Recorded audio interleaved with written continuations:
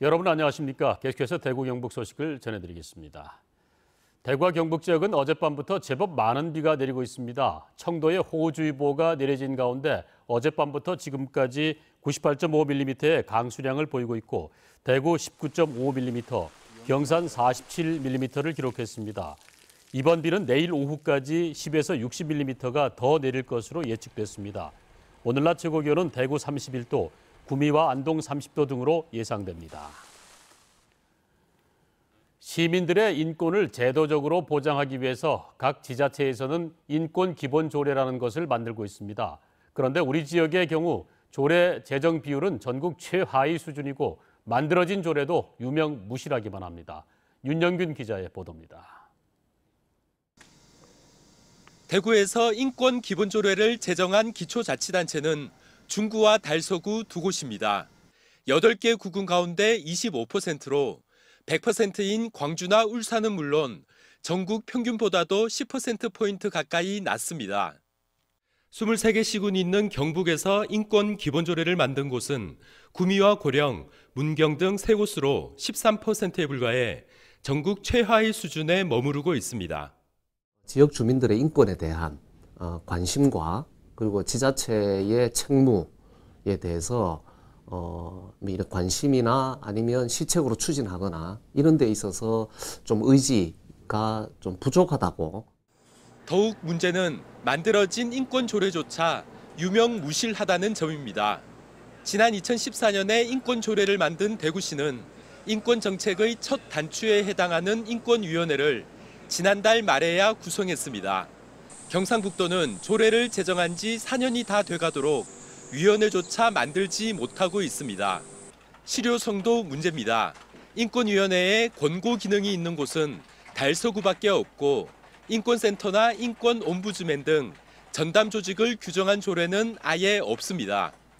인권 지수라든지 아니면은 인권 감수성이 다른 시도에 비해 가지고 제가 보기엔 상당히 낮다고 생각합니다. 그런 만큼 인권 조례 5개년이나 인권 조례에 대한 개정 문제 그리고 인권 정전 5개년 계획이나 이런 것이 제대로 실효성 있게 담보돼야 될 것 같습니다.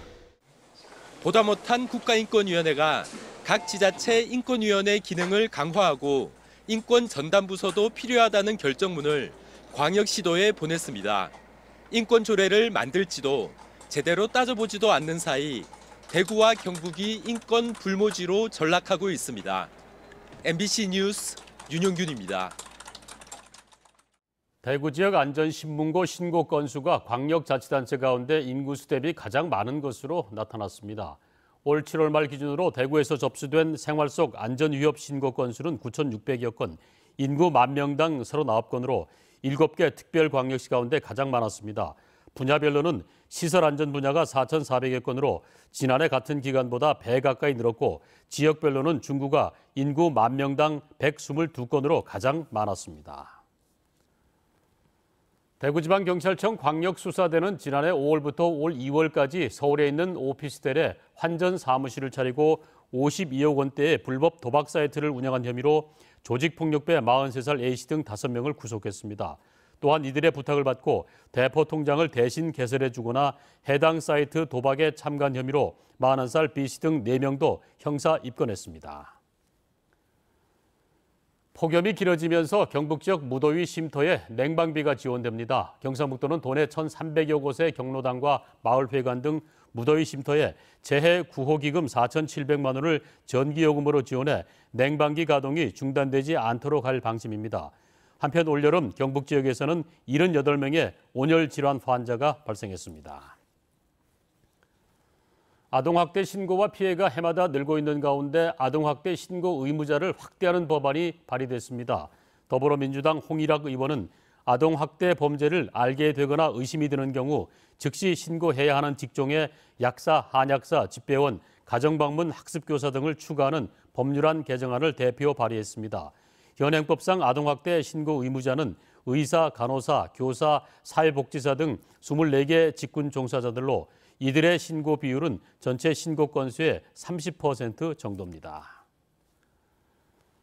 상영 시간 40분 이하 작품들로 구성되는 제18회 대구 단편영화제가 오는 15일까지 일주일 동안 이어집니다. 이번 영화제 기간에는 예심을 통과한 국내 경쟁작 22편, 대과 경북 지역에서 제작된 애플 시네마 6편, 초청작 15편 등 43편의 작품이 독립영화 전용관 5호 극장에서 상영됩니다. 오는 12일에는 수성못 상화동산에서 경쟁작과 개막작 등 6편의 영화가 상영될 예정입니다.